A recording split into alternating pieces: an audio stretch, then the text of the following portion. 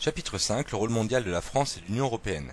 Cette caricature d'un journal belge de 2007 nous montre bien un des problèmes de l'Union européenne aujourd'hui encore, c'est la présence de 28 pays, à l'époque 27, qui au moment de demander quelque chose à une serveuse demandent chacun une chose différente, qui montre bien que donc le problème c'est la difficulté de se mettre d'accord pour 28 pays qui ont chacun leurs propres intérêts et pour eux de demander la même chose et donc de se mettre d'accord sur quelque chose de commun. Donc, grand 1, l'Union européenne, une union d'États. D'abord, rappelons que l'Union européenne a un drapeau commun, le drapeau bleu avec 12 étoiles. Le 9 mai est la journée de l'Europe, une devise unie dans la diversité et l'hymne européen, donc qui est la symphonie numéro 9 de Beethoven. Donc tout d'abord, grand A, un territoire en construction. Qu'est-ce qui unit les États de l'Union européenne? Donc rappel, l'Union européenne est composée de 28 pays, puisque la Croatie est rentrée dans l'Union en juillet 2013. 28 pays dont il faut savoir placer d'ailleurs ainsi que leur capitale pour le brevet. Ces 28 pays sont tous d'Europe de l'Ouest ou d'Europe centrale ou du Nord.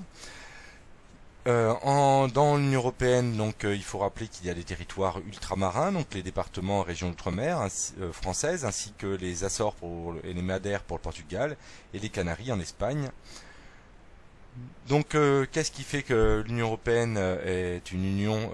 Il y a notamment l'espace Schengen. Donc, les accords de Schengen sont des accords de libre circulation à l'intérieur des frontières européennes, mais aussi de coopération pour le contrôle des personnes à l'extérieur des frontières. C'est-à-dire qu'à l'intérieur des frontières, on peut circuler librement, que ce soit les marchandises ou les personnes, mais les contrôles sont renforcés à l'extérieur pour empêcher des entrées illégales. Ça n'est pas forcément toujours efficace, puisque on sait que nombreux clandestins tentent de passer par exemple en Italie ou en Espagne par la mer Méditerranée. Donc, un certain nombre de pays qui ne font pas partie de l'Union européenne sont associés aux accords de Schengen, comme la Norvège, la Suisse ou l'Islande, tandis que d'autres pays comme le Royaume-Uni ou l'Irlande refusent de s'y associer. Un certain nombre de pays qui sont entrés dans l'UE assez récemment, comme la Roumanie et la Bulgarie, sont appelés à rejoindre l'espace Schengen d'ici peu. Donc l'Union européenne, c'est aussi une union financière avec un certain nombre d'États qui sont membres de la zone euro. Certains États sont candidats, comme la Lituanie qui va rentrer très bientôt. D'autres ne le sont pas du tout, comme le Royaume-Uni qui préfère conserver sa livre. Donc pour résumer, il y a 28 États membres, un immense marché commun où les marchandises, les services et les capitaux circulent librement. L'espace Schengen, c'est 22 États de l'Union européenne, où le déplacement est libre pour les personnes.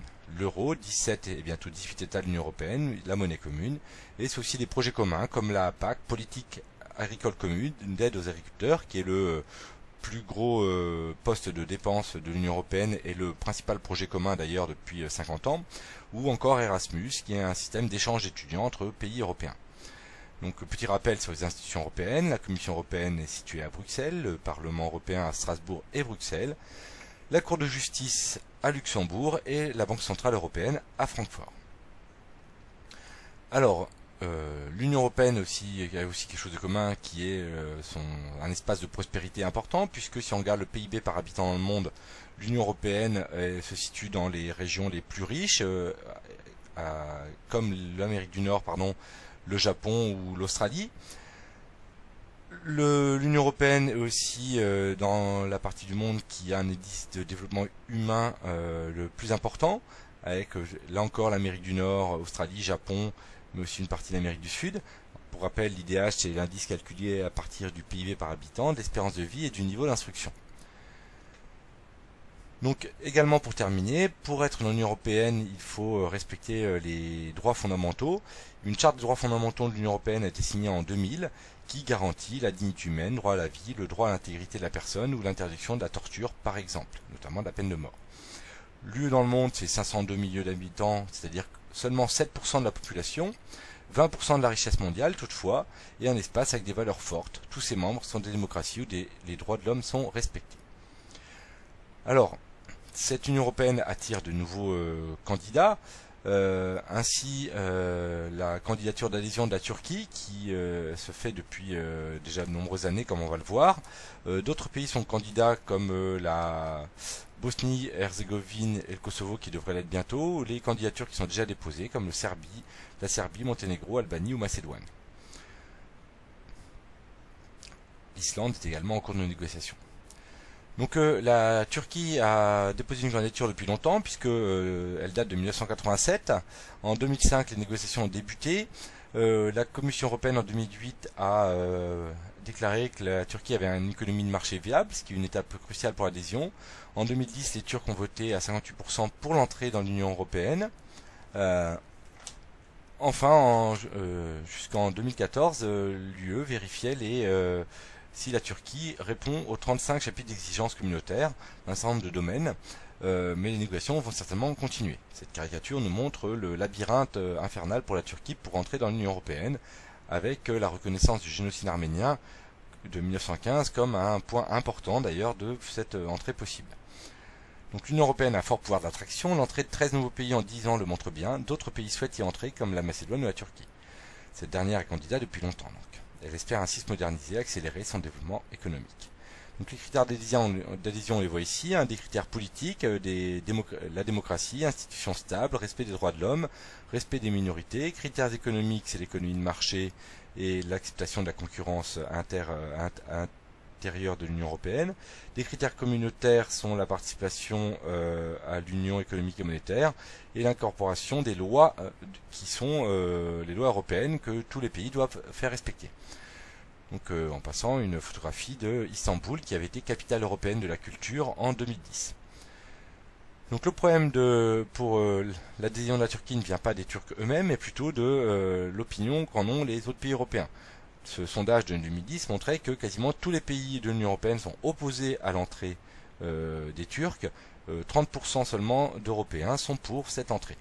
Alors il y a d'autres problèmes liés au fait que la Turquie est un pays très peuplé, qui du coup aurait un poids très important dans l'Union européenne si elle y entrait. De plus, une petite partie de son territoire seulement est située en Europe, le reste étant en Asie. Et enfin, c'est un pays à forte majorité musulmane, ce qui déplaît aux Européens qui sont à forte majorité chrétienne. Donc il faut quand même préciser que la Turquie est un État laïque depuis très longtemps, donc où la religion, ce n'est pas la religion qui dirige le pays, et qu'elle répond à beaucoup de critères qui avaient été demandés par l'Union européenne. En tout cas, l'État turc a fait des efforts pour rendre la Turquie compatible à l'UE, démocratie, droits de l'homme, modernisation des lois et du fonctionnement de l'économie. Elle joue un rôle en Europe depuis très longtemps, c'est un État musulman mais laïque. Cependant, les Turcs font toujours le pied de grue dans la salle d'attente de l'Union européenne, cela depuis 43 ans, comme on le voit sur cette caricature. La majorité des Européens est hostile à cette entrée de la Turquie, seuls 3% de son territoire est en Europe, et il deviendrait rapidement l'État le plus peuplé de l'UE. Donc l'accord des 28 États de l'UE étant nécessaire, son entrée est pour l'instant impossible et à moyen terme. Grand B, des forts contrastes territoriaux dans l'Union. Même si c'est un espace de richesse important, il y a de forts contrastes. Ainsi, on peut voir que le PIB par habitant est beaucoup plus élevé dans le nord et l'ouest de l'Europe, tandis qu'il est plus faible dans les pays anciennement communistes qui sont rentrés depuis 2000, et il est plus faible aussi dans le sud de l'Europe, Portugal, Italie ou Grèce notamment. Pour le PIB par habitant. Les plus grandes puissances de l'Union européenne, dans l'Allemagne, le Royaume-Uni, la France et l'Italie. Le PIB par habitant toujours, mais cette fois-ci par région, qui nous montre des contrastes un petit peu plus précis, puisqu'on peut noter que les régions les plus riches de l'Europe se situent dans la mégalopole dont on a parlé dans le chapitre précédent. Il y en a d'autres dans le nord de l'Europe, et on peut noter également en France, la région Île-de-France et le sud-est. Mais d'autres régions sont inférieures à la moyenne de l'Union européenne, donc beaucoup des régions françaises d'ailleurs, mais aussi le sud de l'Espagne ou le Portugal, le nord du Royaume-Uni et de l'Irlande, l'est de l'Allemagne, tout le sud de l'Italie, la Grèce et beaucoup plus bas encore tous les pays de l'Est européen.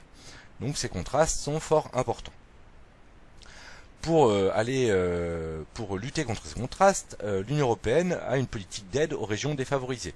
C'est-à-dire que des fonds sont versés aux régions notamment rurales ou aux pays économiquement plus faibles pour les aider à se développer.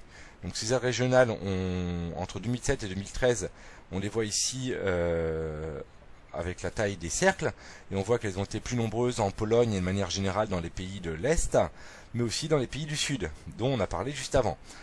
La France, l'Allemagne touchent des aides de l'Union Européenne. Pour l'Allemagne, c'est essentiellement l'Allemagne de l'Est, dont on a vu qu'elle avait un PIB plus faible, ou les régions rurales en France. On peut le voir notamment pour la Champagne-Ardenne avec des 6,8 millions d'euros financés grâce au FEDER pour la communauté d'agglomération de Charleville, cœur d'Ardenne, pour le développement économique notamment de cette agglomération. Autre exemple, ce pont construit en Grèce à 50% financé par l'Union Européenne. Donc pour conclure là-dessus les contrastes entre les États membres, les États du Nord-Ouest sont largement les plus riches et les plus développés. Les anciens États communistes d'Europe centrale et orientale ont un retard de développement, et les États d'Europe du Sud sont entre les deux. Les contrastes entre les régions. La mégalopole européenne est une région entièrement urbanisée qui va de Londres au nord de l'Italie en passant par l'ouest de l'Allemagne. C'est le cœur économique de l'Union européenne, s'y rattachent les métropoles mondiales de Londres, Paris et la Ruhr en Allemagne. Les régions rurales ou isolées sont moins développées et se retrouvent en marge, par exemple le Massif central français, les Highlands écossais ou les campagnes roumaines. L'UE tente de réduire ces contrastes, elle redistribue de l'argent des régions riches vers les régions les plus pauvres. C'est notamment le FEDER, Fonds européen de développement économique et régional, qui finance des infrastructures de transport ou le développement économique. On peut le voir sur cette carte finale, sur ce croquis final qui résume avec donc une Europe très peuplée, très active, rattachée à la mégalopole, c'est l'ouest et le nord de l'Europe. Une Europe du Sud en retard économique, fortement aidée par l'UE. Une Europe de l'Est en retard, puisque c'est l'ancien pays communiste. Et une Europe du Nord, du moins d'extrême Nord, avec un milieu défavorable et faiblement peuplé. Voilà, nous avons terminé pour cette